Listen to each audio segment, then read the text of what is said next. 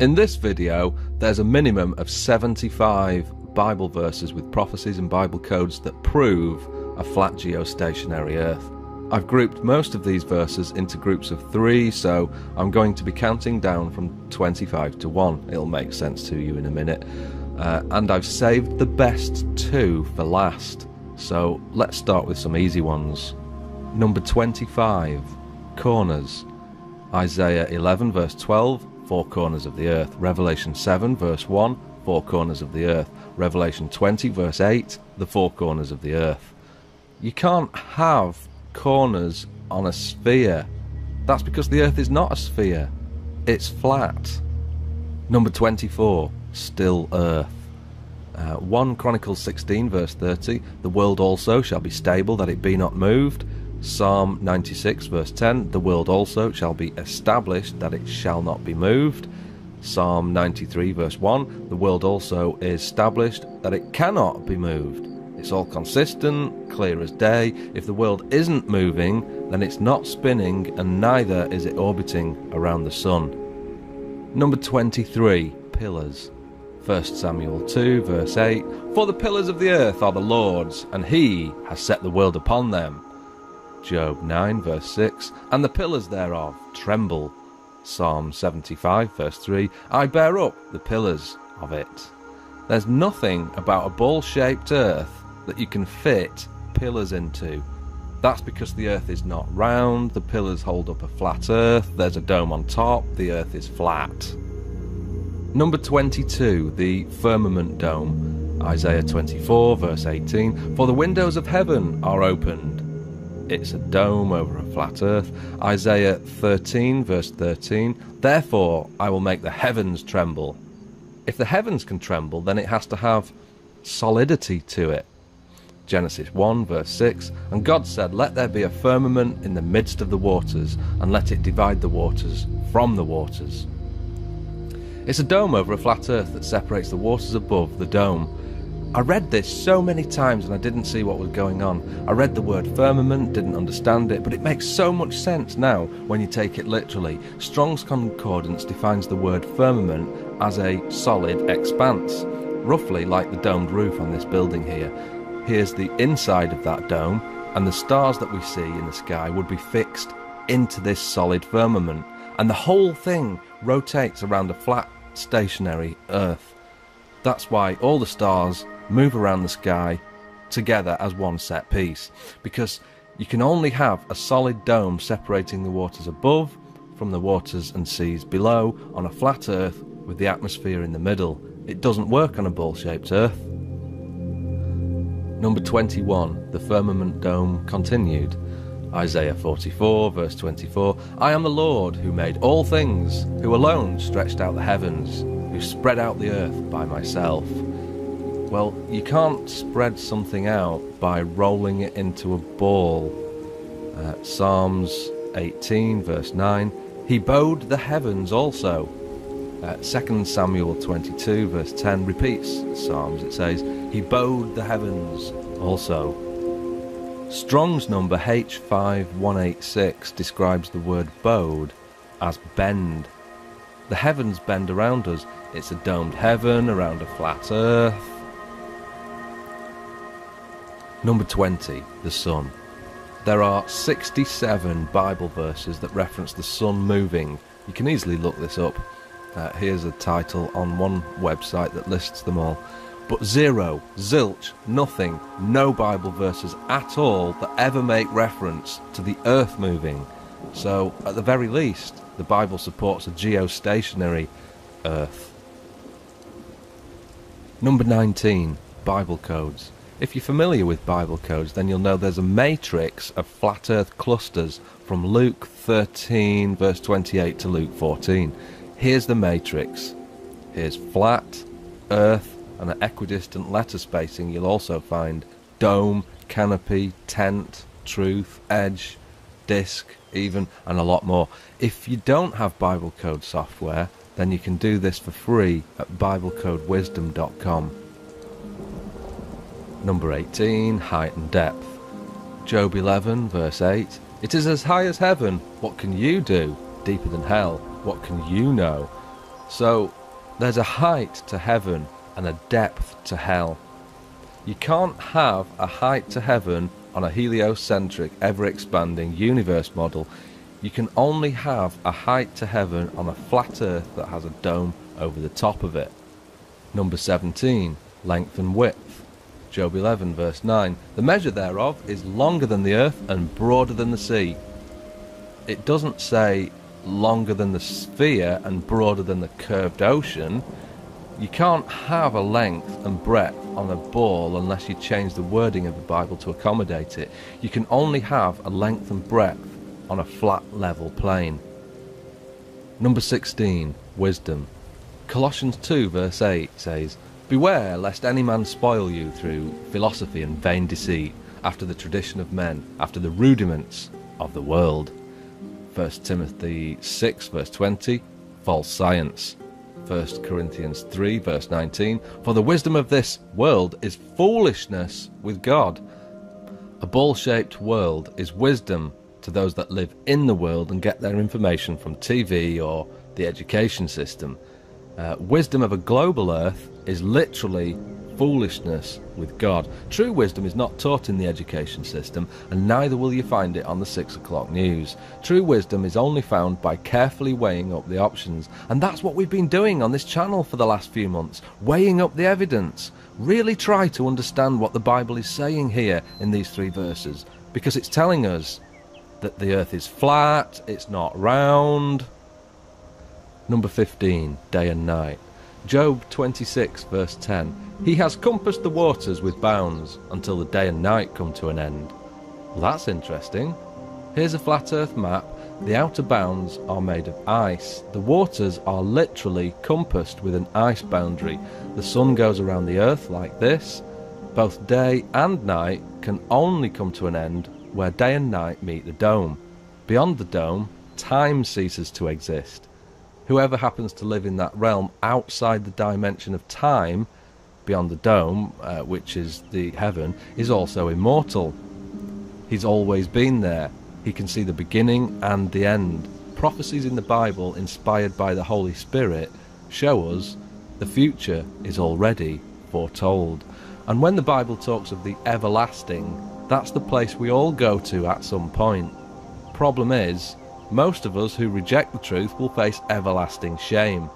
Like it or not, we're all going to meet our Maker someday. So day and night can't possibly come to an end on a ball earth model. That's because the earth isn't a ball, the earth is flat. Number 14, foundations. Job 38 verse 4, "Where were you when I laid the foundations of the earth? Declare if you have understanding." As we've just seen, the foundations of the earth are pillars. Isaiah 48 verse 13, "My hand also has laid the foundation of the earth, and my right hand has spanned the heavens. When I call unto them, they stand up together." If the heavens stand up at his command, then it's telling us here that the heavens are a dome, it's a solid dome, the earth is flat. Number 13, footstool. Isaiah 66 verse 1, "The heaven is my throne, and the earth is my footstool." Matthew 5 verse 35, he's swearing, "Nor by earth, for it is his footstool." Acts 7 verse 49, "Heaven is my throne, and the earth is my footstool." This is what a footstool looks like. It's got 4 pillars. Here's another one. How exactly are you mistaking this for this? What footstool spins at 1,000 miles an hour? Number 12, desktop globe. Exodus 20 verse 4, "Thou shalt not make unto thee any graven image, or any likeness of anything that is in heaven above, or that is in the earth beneath." Isaiah 42 verse 8, "Neither my praise to graven images." It's also the second of the 10 commandments, so that rules out having a spinning globe on your desktop, because what's a spinning globe? It's a graven image that depicts the earth. Why was the commandment not to have those things? Because it indoctrinates without even speaking. The earth isn't a globe, it's flat. Number 11, the stars. Matthew 24 verse 29, "The stars shall fall from heaven." Mark 13 verse 25, and the stars of heaven shall fall. Revelation 6 verse 13, and the stars of heaven fell unto the earth. We've all been brainwashed into thinking the stars are massive and trillions of miles away. The Bible is telling us the stars are not massive, they're small, close, and they're going to fall to the earth. So the universe that we see up there is dome-shaped and small enough to contain all the stars that circle around the flat stationary earth. Number 10, the universe. This is the ancient Hebrew view of the universe. We've got the earth on pillars, Sheol down there, and a dome over the flat geostationary earth, and all the stars and the sun and the moon inside the dome going around the earth. That's why in Genesis 1 verse 14 it says, "Let there be lights in the firmament of heaven," not orbiting a Milky Way galaxy, no, inside the dome, the firmament. Number 9, sun circuit. Psalm 96 verse 10, "The world also shall be established, that it shall not be moved." King James Version. Equally, that verse could support a ball-shaped earth, but it eliminates the possibility of the earth going around the sun. Bear that in mind for a moment. Psalm 19 verse 6, talking about the sun, "His going forth is from the end of heaven, and his circuit until the ends of it, and there is nothing hid from the heat thereof." If the sun has a circuit, then the sun is not the centre of the solar system as we've been told. Critics will say, yes, but the sun is on a circuit. It circles the centre of our Milky Way galaxy. Well, if the earth is established that it cannot be moved, but the sun goes around the Milky Way, then the sun would fly off away from the earth and we'd never see the sun again. So when the Bible talks of the sun having a circuit, it's talking about the sun circuiting around a flat earth. Number 8, circle of the earth. So those who loosely read the Bible point to Isaiah 40 verse 22, which says, "It is he that sitteth upon the circle of the earth." And they use that verse to support a round earth. But there is a difference between a sphere and a circle. Isaiah knew the difference between a ball and a circle because he describes a ball in Isaiah 22 verse 18. So why did Isaiah not use the same word for ball when describing the earth in chapter 40? That's because the earth is not a ball, it's a flat disc shape with a dome on top and pillars underneath. Number 7, grasshoppers. Psalm 33 verse 14, "From the place of his habitation he looks upon the inhabitants of the earth." You can't do that on a 13.8 billion light year across the universe. It's a dome. Isaiah 40 verse 22, "It is he that sits above the circle of the earth, and its inhabitants are like grasshoppers." If you're outside the expanding heliocentric universe, then we wouldn't resemble grasshoppers. The entire galaxy would resemble a speck. It's a dome over a flat earth. Number 6, deception. Matthew 24 verse 24, "If it were possible, they shall deceive the very elect." 2 Thessalonians 2 verse 3, "Let no man deceive you by any means." Ephesians 5 verse 6, "Let no man deceive you with vain words." So, if you are deceived about the ball-shaped earth, thinking a sphere is the truth, then you've got no chance of ever being able to understand the Bible, yourself barred from all knowledge. If you take the view that the flat earth is a distraction, then what exactly is it distracting you from? What, celebrity gossip? Or if you believe it doesn't matter if the earth is round or flat, then you're a self-confessed idiot, because it absolutely does matter if the earth is flat or round. You'll never be able to understand the Bible at all if you think the flat, round earth is a distraction or doesn't matter. Number 5, tent. If we go back to Isaiah 40 verse 22 and expand on it, if you remember, it says, "It is he that sitteth upon the circle of the earth, and the inhabitants thereof are as grasshoppers, that stretcheth out the heavens as a curtain, and spreads them out as a tent to dwell in." Here's a picture of my tent. I went camping in it a month ago. How exactly are you confusing a tent, a dome-like structure, for an expanding universe 13.8 billion light years across? They don't match up.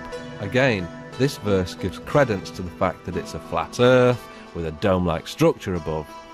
Number 4, ends of the earth. Job 37 verse 3, and his lightning unto the ends of the earth. Daniel 4 verse 11, and the sight thereof to the end of all the earth. Proverbs 30 verse 4, who hath established all the ends of the earth? What is his name? And what is his son's name, if you can tell? Wow. Wow. Proverbs is Old Testament, and what a prophecy that is. Not only is it predicting Jesus, the Son of God, but also the ends of a flat, level earth. There's no end on a ball-shaped earth. It goes around continuously. You can only come to an end on a flat, level plane. Number 3, lies. Jeremiah 16 verse 19, the Gentiles shall come unto thee from the ends of the earth, and shall say, surely our fathers have inherited lies, vanity, and things wherein there is no profit. This is a future prophecy following a monstrous destruction of people who believed lies. But it could just as easily apply now, today. Here we are today showing evidence of the ends of the earth, telling people the earth is flat, and the generation who lived from the 1930s until now got lied to. The generation above us inherited lies, and those who stand for nothing will believe anything. There's no end to the earth on a ball. That's because it's not a ball, it's flat. Number 2, the 4 winds. The Bible is consistent all the way through, from Old to New Testament, that there's 4 winds. For example, Jeremiah 49 verse 36, 4 winds. Daniel 7 verse 2, 4 winds. Matthew 24 verse 31, 4 winds. Revelation 7 verse 1, 4 winds. If you've got understanding, you'll know there's a jet stream that connects North America with Europe. Commercial aircraft try to fly in the jet stream to conserve fuel. Do some diligent research and you'll find there's 4 jet streams, 2 in the north and 2 in the southern hemisphere. So how did the guys who penned the Bible know about these 4 jet streams when they were only discovered in the 1920s, when planes could finally fly high enough to discover them? So we have a dome-shaped earth that requires cross ventilation. Okay, so here's an example of cross ventilation. Here's my boiler in there, and you've got to have 2 ventilations, one at the top and one at the bottom. It's not sufficient to just have one, because that wouldn't circulate the air through. You've got to have 2 for sufficient ventilation. If you want to properly ventilate your roof to prevent dry rot or wet rot, you'll need a minimum of 2 vents, one here and one here. But if you want to ventilate the entire earth, then you'll need inlets of air and outlets. That's why in Revelation 7 verse 1 it says, I saw 4 angels standing at the 4 corners of the earth, holding back the 4 winds of the earth, so that no wind would blow on the earth, or on the sea, or on any tree. And the picture you see on screen is a graphical representation of the 4 angels on the 4 corners of the earth. Each of them would feed in a jet stream of air into the dome, a bit like a leaf blower, to cross-ventilate the entire earth. Jet streams wouldn't work on a ball-shaped earth because they'd fizzle out to nothing very quickly. The only way I can visualise a jet stream working is to feed that jet stream somehow into the system by an inlet. It's impossible to replicate a constant fast-flowing column of air on a ball earth without something feeding that air into the system. Scientists will try and make out the case that hot and cold air colliding will cause a jet stream, but I think that's unlikely. So that brings us to the number 1 reason, and that is mathematics. In Psalm 147 verse 5, it's referring to the Almighty. It says, His understanding is infinite. And if we get to Genesis 1 verse 1, in the beginning God created the heaven, singular, and the earth. What you're about to see is approximately 20 seconds of complicated stuff. Just follow along as best you can here for 20 seconds, because this will knock your socks off. In Hebrew, the first sentence of the Bible looks like this. If you take the number of Hebrew letters and times that by the product of the letters, and then divide that by the number of words times the product of the words, you get 3.1416. That's the value of pi to 4 decimal places. Pi is the relationship of a circle's circumference to its diameter, so you measure the circumference of any circle all the way round and divide that by the diameter straight across, and you get 3.14, the value of pi, an infinite string of numbers. Okay, that's the complicated stuff over. What the Bible is describing here is clearly a circle and not a sphere. And only a flat geostationary circular Earth fits that description. And if that failed to knock your socks off, then you've not been paying attention, because what we've got here is the Bible describing the creation of the earth in words, and behind those words we've got a mathematical formula that not only verifies the authenticity of the text, a fingerprint of God if you will, but it describes the very shape of the earth, circular. In the future I might post a video just on this subject alone, or I might write a book on the subject, or I might correspond with and collaborate with people who care. There's a lot more to this than meets the eye. And finally, Luke 18 verse 17, for nothing is hid that shall not be made manifest, nor anything secret that shall not be known and come to light. Thank you for making it to the end of this video. If you'd like to see more information and research into the flat earth, then you can click the left. If you've had enough and you can't take it anymore, then there's a funny video on the right. A full transcript of this video is, well, might be in the comments if it will fit. You can also find more information in the description box below by clicking more. God bless you all, and remember, the answer to 1984 is 33 AD. Approximately.